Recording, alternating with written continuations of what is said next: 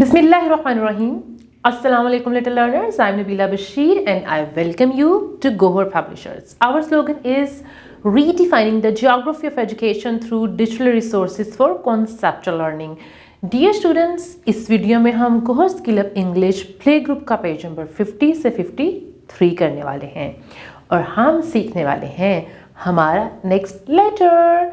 So what comes after letter P? It's letter Q. तो that means कि हम सीखेंगे लेटर क्यू के बारे में, इसका साउंड सीखेंगे, इसकी फॉर्मेशन भी सीखेंगे और इससे बनने वाले कुछ वोकैबुलरी वर्ड्स भी, और उसके साथ साथ हम करेंगे कुछ एक्टिविटीज़ और कुछ और टॉपिक्स भी. तो चलिए स्टार्ट करते हैं. So this is page number 50 and this is letter Q. Look and say. So what is the name of the letter? It's letter Q. Q. And the sound is ख्वा. ख्वा. ख्वा. Okay. और अब हम देखने वाले हैं कि आखिर ख्वा से क्या बनता है. तो मेरा फर्स्ट क्वेश्चन ये है कि आपको पेज पे क्या नजर आ रहा है. तो आपने गौर किया है the word question is also starting with ख्वा साउंड. क्वेश्चन. Question mark. और जब हम कोई टॉपिक या कोई चीज़ सीख चुके होते हैं और उसके बाद होता है एक टेस्ट, उसको बोलते हैं क्विज. क्या बोलते हैं? क्विज. और क्विज में टीचर जो है वो डिफरेंट तरह के क्वेश्चंस पूछते हैं आपसे. अब हम ये देखेंगे कि बुक पे ऐसा कौन कौन सा वर्ड है जो ख्वा से स्टार्ट हो रहा है. तो सबसे पहले हम देखेंगे quill. What is it? Quill. This is the part of the feathers. Birds के feathers होते हैं और this is one of the feather और इसको हम क्या बोलते हैं? ख्वा कोयल. ख्वा कोयल. और आपने ये देखा होगा कि पुराने टाइम में लोग इसको एज अ पेन भी यूज़ करते थे, यानी इसको इंक में डिप करके इसके साथ राइटिंग भी की जाती थी. तो ये क्या है? कोयल. उसके बाद ये देखें, who is she? She is a queen. Queen. हमने जब लेटर के पढ़ा था तो वहां पे कौन था? किंग. तो किंग कौन होता है? Who rules the country. और किंग की जो वाइफ होती है उसको हम कहते हैं क्वीन. क्वीन. ये देखें, उसने अपने हेड के ऊपर एक क्राउन पहन रखा है और बहुत सारी ज्वेलरी भी पहन रखी है. Who is she? She is a queen. और क्वीन के साथ साथ आपको एक बर्ड भी नजर आ रहा है. And what is the name of this bird? It's a quail. Quail. Quail. Queen. Quail. और जब बहुत ज़्यादा सर्दी होती है और विंटर्स में जब हम सोते हैं तो हम अपने ऊपर क्या ले लेते हैं जिसके अंदर कॉटन होती है और वो बहुत फ्लफी होती है, उसको कहते हैं क्विल्ट. और ये सोचें कि मैंने आपको ख्वा से कौन कौन से वर्ड्स बताए हैं. शुरू में मैंने आपको बताया था क्वेश्चन, क्वेश्चन मार्क, क्विज जो कि टेस्ट होता है, उसके अलावा क्विल्ट, क्विल्ट और क्विल, क्वीन और क्विल. ओके. एक और चीज़ भी बनती है ख्वा से. जब आप क्लास से बाहर जाते हैं, यानी ग्राउंड में जा रहे हैं, कैफेटेरिया में जा रहे हैं या हैंड वॉशिंग के लिए जा रहे हैं, तो आप बनाते हैं लाइन. तो लाइन को हम क्या कहते हैं? उसको बोलते हैं क्यू. क्यू. क्यू. तो टीचर कहती है make a queue. That means make a line. So all these words are starting with the same sound and the sound is ख्वा. ख्वा. ओके. और एक और चीज भी बनती है ख्वा से. ये देखें, I am making a circle. ठीक है. अब मैं इसको करूंगी 4 पार्ट्स में डिवाइड. तो जब हम किसी भी शेप को इक्वल 4 पार्ट्स में डिवाइड कर लेते हैं तो जो 1 पार्ट होता है ये कहलाता है quarter. This is the quarter of this circle. So what is this? This is the quarter part. ठीक है. सो this is the quarter part. ये देखिए मैंने क्वार्टर पार्ट को क्या किया है? कलर कर दिया है. सो this is complete shape and the fourth part is called quarter part. अब हमारे पास है टीचिंग गाइडलाइंस। आपने बच्चों को लेटर क्यू का करेक्ट नेम, इसका साउंड, इससे बनने वाले कुछ वोकैबुलरी वर्ड्स बताने हैं। जो वर्ड्स गिवन हैं आपने इनको एक्सप्लेन करना है और बच्चों से कहना है कि इनको रिवाइज करें और इन वर्ड्स को ठीक तरह से रीच करने की कोशिश करें। इसके अलावा आप बच्चों को कुछ मज़ीद वोकैबुलरी वर्ड्स भी दे सकते हैं, यानी कोई एक्टिविटी करा सकते हैं, जैसे मेकिंग अ क्यू एक एक्टिविटी हो गई। उसके बाद क्वेश्चन मार्क में कलरिंग करा के भी आप लेटर क्यू का कॉन्सेप्ट दे सकते हैं। अब हम चलते हैं नेक्स्ट पेज पे और हम सीखेंगे लेटर क्यू की फॉर्मेशन। So now we are going to practise letter Q in the sand tray. Make a curved line, go back, make a standing line and then a slanting line. So this is letter Q. So this is page number 51 and we are going to learn the formation of letter Q. It's very easy. हमने क्या करना है? Show me your two fingers. Simply make a curved line, go back, make a straight line and a slight tilt. अब हम क्या करेंगे? हम अपनी बुक के ऊपर हॉलो लेटर को ट्रेस करेंगे और इसकी फॉर्मेशन सीखेंगे। से एंड ट्रेस। तो सबसे पहले हमने क्या करना है, हम बनाएंगे कर्व्ड लाइन। ठीक है, अब हम जाएंगे वापस डॉट में और इसको लेके आएंगे नीचे।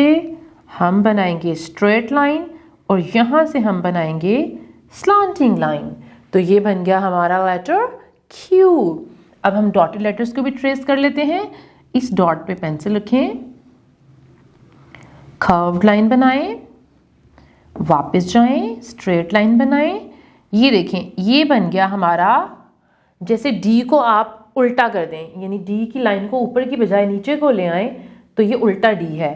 ठीक है, और यहाँ से हमने स्लांटिंग लाइन ड्रॉ करनी है। Curved line, straight line and slanting line. This is letter Q. जल्दी से एक और कर लेते हैं ट्रेस। जल्दी से एक और लेटर को भी ट्रेस कर लेते हैं। Curved line, straight line and a slanting line. Curved line, straight line and a slanting line. And the last one, pencil on the dot, make a curved line, slightly join the dots and straight line and slanting line. आपने याद रखना है कि आपने इस line को यहाँ पे लाइन के साथ ज्वाइन नहीं करना, ये लाइन से थोड़ा सा नीचे ही एंड हो जाएगा। ठीक है, इस तरह से आपका लेटर क्यू बन जाएगा। और बाकी लेटर क्यू की ट्रेसिंग आपने खुद से कंप्लीट कर लेनी है। अब हम आगे चलते हैं और कुछ एक्टिविटीज़ भी करते हैं। So we have two different activities. The first one is say the name of the picture starting with Q and circle all Q's. तो सबसे पहले मुझे ये बताएं, what is it in the picture? She is a queen. Queen. और अब हमने यहाँ पे क्यूज को सर्कल करना है। तो ज़रा देखते जाएं कि क्यू आपको कहाँ नज़र आ रहा है और उसको हम क्या करेंगे, सर्कल करते जाएंगे। और ये एक और क्यू नज़र आ गया और ये एक और क्यू नज़र आ गया। क्या इसके अलावा कोई क्यू नज़र आ रहा है? That's it. तो इस तरह से आपने इन सब क्यूज को सर्कल कर लेना है। नेक्स्ट एक्टिविटी है कलर इट। और आपको यहाँ पे एक बर्ड नज़र आ रहा है एंड दैट इज़ अ कोयल। और कोयल में हम कौन सा कलर करेंगे? ब्राउन। और उसमें आप ब्लैक की थोड़ी थोड़ी शेडिंग भी कर सकते हैं। तो हम ब्राउन कलर चूज़ करते हैं। ये देखें, मैंने कौन सा कलर चूज़ किया है? ब्राउन। तो इसको हमने लाइन के अंदर अंदर कलर करते जाना है और अपने कलर को लाइन से बाहर नहीं जाने देना। और इस तरीके से आप क्या करेंगे, पूरी पिक्चर में कलर को कंप्लीट करेंगे। अब हमारे पास कुछ टीचिंग गाइडलाइंस हैं, उनको भी देख लेते हैं। टीचर्स बच्चों को लेटर क्यू की करेक्ट फॉर्मेशन बताएंगे और उनको इनकरेज करेंगे कि वो लेटर क्यू को 2 फिंगर्स के साथ ट्रेस करें, जैसे कि एयर में, टेबल के ऊपर, सैंड ट्रे के अंदर। और उसके बाद वो बुक के ऊपर जो ट्रेसिंग है उसको भी कंप्लीट करने में उनकी हेल्प करेंगे। और फिर आप बच्चों को इनकरेज करें कि वो एक्टिविटीज़ को कंप्लीट करें और कोयल में कलर करें। So this is page number 52 and we have a new topic here, cleanliness. What is the topic? Cleanliness.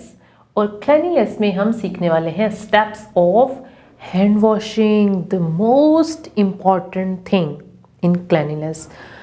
Cleanliness में तो हमारी whole body की cleanliness शामिल है, जैसे कि हमने शावर लेना होता है। शावर लेने से क्या होता है कि हम पूरी बॉडी को वॉश करते हैं, including our hair, our body, nose, ears, इन सब को हम क्लीन करते हैं और वॉश करते हैं। और आप वंस अ डे शावर ले सकते हैं, यानी डेली भी शावर ले सकते हैं, और आप वीक में 3 टाइम्स या 4 टाइम्स भी शावर ले सकते हैं अगर विंटर सीजन है तो। इसके अलावा हमने क्या करना है, नेल्स को ट्रिम करना होता है और नेल्स को क्लीन रखना होता है। अगर बॉयज़ हैं तो वो मंथ्स में 2 टाइम्स हेयर कट करवाएंगे, गर्ल्स हैं तो वो अपने हेयर की स्लाइट ट्रिमिंग करवाएंगे ताकि उनके हेयर जो है वो नीट लगें। और हमने जब स्कूल जाना है डेली वॉश्ड क्लीन यूनिफॉर्म पहनना है, हमारे शूज़ जो हैं वो पॉलिश्ड होने चाहिए, हमने क्लीन सॉक्स पहननी है, और जो अंडरगारमेंट्स हमने यूज़ करने हैं वो भी डेली क्लीन यानी वॉश्ड होने चाहिए। हमने अपने अंडरगारमेंट्स को और सॉक्स को रिपीट नहीं करना होता जी। उसके अलावा हम ब्रश करते हैं ट्वाइस अ डे, मॉर्निंग में आफ्टर ब्रेकफास्ट और नाइट में before going to the bed. आपने 2 टाइम्स टीथ ब्रश करने होते हैं। और सबसे ज़्यादा इम्पॉर्टेंट बात है हैंड वॉशिंग। हैंड वॉश कब कर रहे हैं, ये तो सोचने वाली बात है ना, क्योंकि हर चीज़ का तो टाइम है, हमने ये काम इतनी दफ़ा करना है, ये काम इतनी दफ़ा करना है, लेकिन हैंड वॉश कितनी दफ़ा करने होते हैं डे में? बिल्कुल ठीक, हैंड वॉश करने का कोई टाइम नहीं है, क्योंकि जब जब हमारे हैंड्स डर्टी होते हैं हमने उनको तब तब वॉश करना है। जैसे सबसे पहले और सबसे ज़रूरी चीज़, जब हमने टॉयलेट यूज़ करना है तो टॉयलेट यूज़ करने के बाद हमने अच्छी तरह सोप से हैंड वॉश करने हैं। हमने जब खाना स्टार्ट करना है, यानी खाना खाने से पहले हमने हैंड वॉश करने हैं, खाना खाने के बाद भी हमने हैंड वॉश करने हैं। इसके अलावा अगर हम कोई ऐसी एक्टिविटी कर रहे हैं जिससे हमारे हैंड्स डर्टी हो गए हैं तो हमने उसके बाद भी हैंड वॉश करने हैं। जैसे बच्चे अक्सर पेंट कर रहे होते हैं तो हैंड्स डर्टी हो जाते हैं, फिर भी आपने उनको वॉश करना है। आपने किसी चीज़ की क्लीनिंग या डस्टिंग की है तो फिर भी हमने हैंड वॉश करने होते हैं। यानी जब भी हम किसी सरफेस को टच करते हैं तो हमारे हैंड्स पे जर्म्स लग जाते हैं, तो हमने अपने हैंड्स को हर दफ़ा वॉश करना है, और यही एक तरीका है बीमारियों से बचने का। तो इस पेज पे हम सीखने वाले हैं स्टेप्स ऑफ हैंड वॉशिंग। तो फर्स्ट स्टेप क्या है, वॉश हैंड्स विद वाटर। सबसे पहले आपने क्या करना है, टैप ओपन करके अपने हैंड्स को वॉश करना है, फिर टैप को आपने बंद कर देना है। Number 2, apply soap. फिर आपने क्या करना है, क्योंकि आपके हैंड्स वेट हैं, आपने उन पे सोप अप्लाई करना है। Number 3, rub hands palm to palm. Number 4, scrub top to bottom of hands, यानी आपने अपने हैंड्स को यूं करके स्क्रब करना है। Number 5, scrub between your fingers. आपने उनको अपनी फिंगर्स के सेंटर में स्क्रब करना है इस तरह से। उसके बाद नंबर 6, वॉश नेल्स। आपने अपने नेल्स को वॉश करना है इस तरीके से। वॉशिंग थंब, आपने अपने थंब को भी इस तरह से स्क्रब करना है। Number 8, washing wrist. उसके बाद आपने अपनी रिस्ट को वॉश करना है। और नंबर 9, आप फिर से टैप को ओपन करेंगे और फिर आप अपने हैंड्स को अच्छी तरह वॉश कर लेंगे। जहाँ जहाँ सोप लगा होगा उसको आप निकाल देंगे। Number 10, dry with a towel. आप पेपर टॉवल का यूज़ भी कर सकते हैं और क्लॉथ टॉवल का भी यूज़ कर सकते हैं। अब आप पिक्चर में देखें, there is a girl, the girl is brushing her teeth. Okay, this girl is washing her hand. So these all things are part of our cleanliness. इसके बाद हमारे पास टीचिंग गाइडलाइंस हैं। तो टीचिंग गाइडलाइंस में teachers ने बच्चों को cleanliness के बारे में सारी बातें बतानी हैं, जो कि मैंने पहले शुरू में बताया है कि हमने कितनी दफ़ा शावर लेना है, कैसे अपने नेल्स को ट्रिम करना है, कितनी दफ़ा हेयर कट कराना है, क्लीन यूनिफॉर्म पहनना है, क्लीन अंडरगारमेंट्स यूज़ करने हैं। उसके अलावा बच्चों को हैंड वॉशिंग की इंपॉर्टेंस बताएंगे कि उन्होंने कब कब हैंड वॉश करने हैं और हैंड वॉश को बहुत अच्छे तरीके से वॉश करना है, यानी उन्होंने इन स्टेप्स को फॉलो करना है।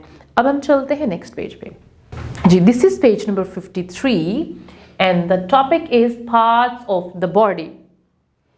On this page we are going to learn or revise, क्योंकि बॉडी पार्ट्स तो हमें पहले से पता है, हम इनके नेम्स को एक बार रिवाइज कर लेंगे जो कि बहुत इजी हैं।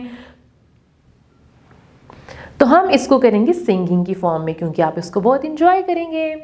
तो जैसे जैसे मैं बोलती जाऊंगी आपने क्या करते जाना है, टच करते जाना है अपने बॉडी पार्ट को। So this is my head and this is my hair, this is my ear and this is my eye, this is my nose and this is my chin, these are my lips and this is my arm, this is my hand and this is my elbow, this is my thumb and this is my finger, this is my knee and this is my leg, this is my foot. Okay, clap for yourself. So these are the body parts. जी, ये जो सारे body part हैं ये हमारे face का part है, यानी यहाँ से लेके यहाँ तक बहुत सारे बॉडी पार्ट्स हैं, ये हमारे फेस का पार्ट है। लेकिन यहाँ पे तो टीथ नज़र नहीं आ रहे, तो हमारे पास क्या है, टीथ भी हैं। और टीथ के अंदर क्या है, वी हैव अ टंग, जो कि हमें खाने में हेल्प करते हैं। उसके अलावा what is this, this is our tummy, और इसको हम स्टमक भी कहते हैं। और इसको क्या कहते हैं, ये पार्ट, टच योर शोल्डर्स। अब मैं आपसे क्वेश्चन करूँगी और आप मुझे टच करके बताएंगे कि आपका वो बॉडी पार्ट कहाँ पे है। Okay, where is your nose? Very good. And where is your leg? Good job. Where is your hand? Very nice. And where is your elbow? That's right. And where is your chin? Good. And where is your head? That's right. अब हमारे पास कुछ teaching guidelines हैं। Teachers ने क्या करना है, बच्चों को सब बॉडी पार्ट्स के बारे में बताना है। और जब आप उनको बॉडी पार्ट्स के बारे में बता रहे होंगे तो आप बच्चों से कहें कि वो साथ साथ अपने उस बॉडी पार्ट को टच करें, ताकि उनको आइडेंटिफाई करने में आसानी रहे। और उसके बाद आप बच्चों से हर बॉडी पार्ट को आइडेंटिफाई भी कराएं, यानी पॉइंट करके, या फिर आप उनसे पूछ सकते हैं like where is your eye, where is your nose, where is your lip. तो वो साथ साथ आपको टच करके बताएं, ताकि उनको उन बॉडी पार्ट्स के नेम्स याद भी हो जाएं और उनमें डिफरेंस भी पता चल जाए। अब हम चलते हैं नेक्स्ट पेज पे। जी स्टूडेंट्स, ये था हमारा लेटर क्यू, और इसमें हमने सीखा है लेटर क्यू के बारे में, उसकी फॉर्मेशन और उसके कुछ वोकैबुलरी वर्ड्स भी सीखे हैं। और उसके साथ साथ हमने 2 डिफरेंट टॉपिक्स भी सीखे हैं। The first one was about cleanliness and the other was parts of the body. और ये दोनों बहुत इंटरेस्टिंग थे। अब आपने इनको याद रखना है और इनकी रिवीजन भी कर लेनी है। और अब टाइम है हमारा होम एक्टिविटी का, और होम एक्टिविटी में मैं आपको बहुत इंटरेस्टिंग काम बताने वाली हूँ। आपने क्या करना है, आपने एक राउंड एज सीजर्स ले लेनी है और आपने एक पेपर को सर्कल की फॉर्म में कट कर लेना है। जब आप पेपर को सर्कल की फॉर्म में कट कर लेंगे तो आपने क्या करना है, एक हॉरिजॉन्टल लाइन लगानी है और एक वर्टिकल लाइन लगानी है, और उसको इक्वल 4 पार्ट्स में डिवाइड कर लेना है। और आपने उसका 1/4 कट करना है। जैसे कि मैंने आपको वीडियो के शुरू में बताया था कि 1/4 कैसे बनता है, तो आप क्या करेंगे, उस पेपर में से 1/4 पीस को कट करेंगे। Thank you so much for watching the video. Take care and अल्लाह हाफिज।